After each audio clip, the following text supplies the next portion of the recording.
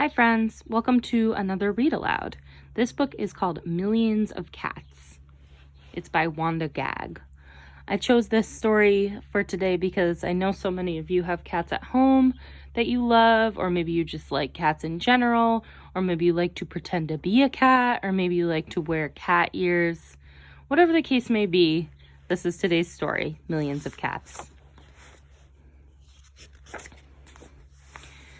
Once upon a time, there was a very old man and a very old woman. They lived in a nice, clean house which had flowers all around it except where the door was. But they couldn't be happy because they were so very lonely.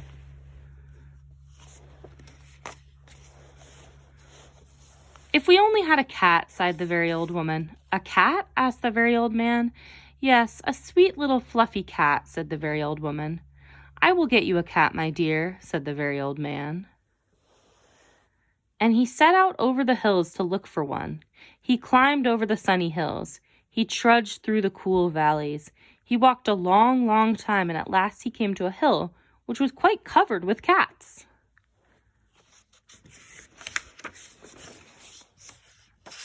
Cats here, cats there, cats and kittens everywhere. Hundreds of cats, thousands of cats, millions and billions and trillions of cats.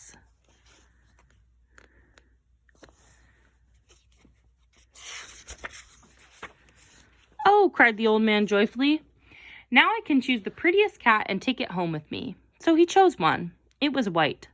But just as he was about to leave, he saw another one, all black and white, and it seemed just as pretty as the first, so he took this one also. But then he saw a fuzzy gray kitten way over here, which was every bit as pretty as the others, so he took it in too. And now he saw one way down in a corner, which he thought too lovely to leave, so he took this too.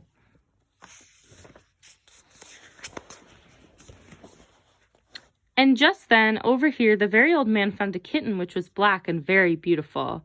"It would be a shame to leave that one," said the very old man, so he took it.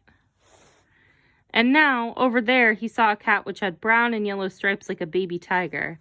"I simply must take it," cried the very old man, and he did.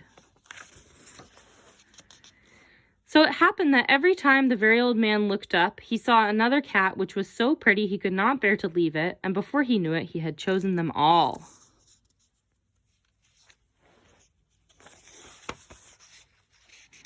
And so he went back over the sunny hills and down through the cool valleys to show all his pretty kittens to the very old woman. It was very funny to see those hundreds and thousands and millions and billions and trillions of cats following him. They came to a pond. "Mew, mew, we are thirsty," cried the hundreds of cats, thousands of cats, millions and billions and trillions of cats. "Well, here is a great deal of water," said the very old man. Each cat took a sip of water, and the pond was gone. "Mew, mew, now we are hungry," said the hundreds of cats, thousands of cats, millions and billions and trillions of cats. "There is much grass on the hills," said the very old man. Each cat ate a mouthful of grass, and not a blade was left.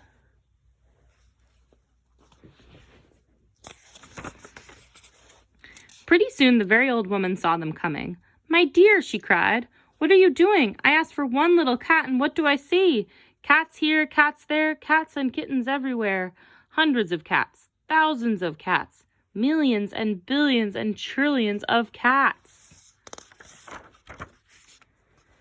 "But we can never feed them all," said the very old woman. "They will eat us out of house and home." "I never thought of that," said the very old man. "What shall we do?"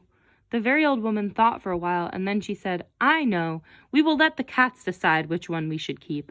"Oh, yes," said the very old man, and he called to the cats, "Which one of you is the prettiest?" "I am." "I am."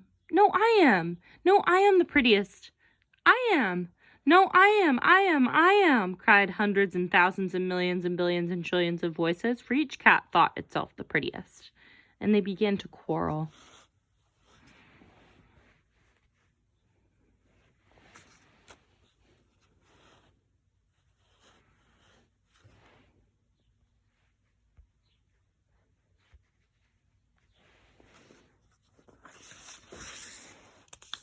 They bit and scratched and clawed each other and made such a great noise that the very old man and very old woman ran into the house as fast as they could. They did not like such quarreling. But after a while the noise stopped, and the very old man and the very old woman peeped out of the window to see what had happened. They could not see a single cat. "I think they must have eaten each other all up," said the very old woman. "It's too bad." "But look," said the very old man, and he pointed to a bunch of high grass. In it sat one little frightened kitten.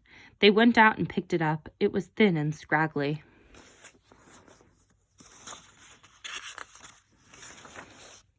"Poor little kitty," said the very old woman.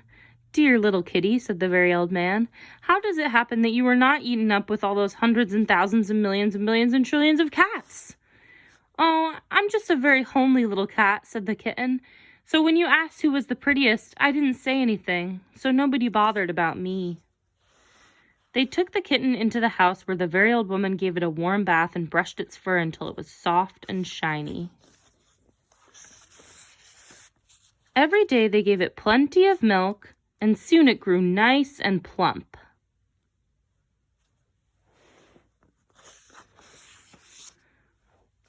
"And it is a very pretty cat after all," said the very old woman. "It is the most beautiful cat in the whole world," said the very old man. "I ought to know, for I've seen hundreds of cats, thousands of cats, millions and billions and trillions of cats, and not one was as pretty as this one."